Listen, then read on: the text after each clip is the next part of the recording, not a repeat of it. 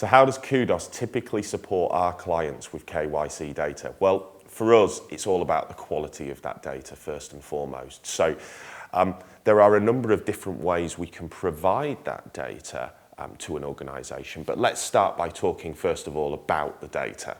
And the first thing typically we are asked to do by our clients is provide the biggest universe available to them to be able to verify that individual and identity verify them against the data sets.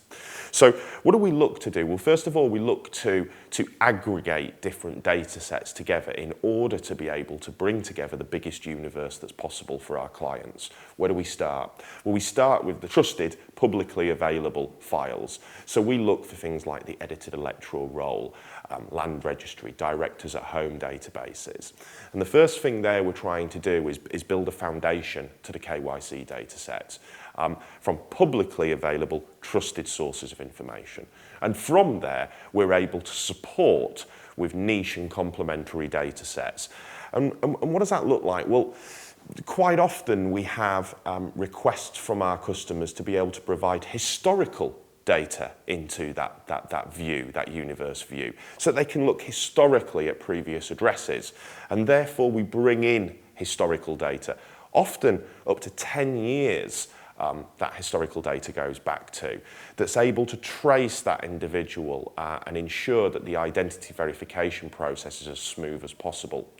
We're also able to bring in other unique data sets, such as clubs and societies data sets. So if I, as an individual, am trying to identify myself with a business, I might be saying that not only is this my position, my home, this is also the club that I'm a legal club secretary for. And then finally, we may also try to bring in a business universe and create a linkage. So that actually then we can identify not only the individual as a person, his personal identity, we can bring in any clubs and societies information typically into that, but we can also then relate that to his business identity as well.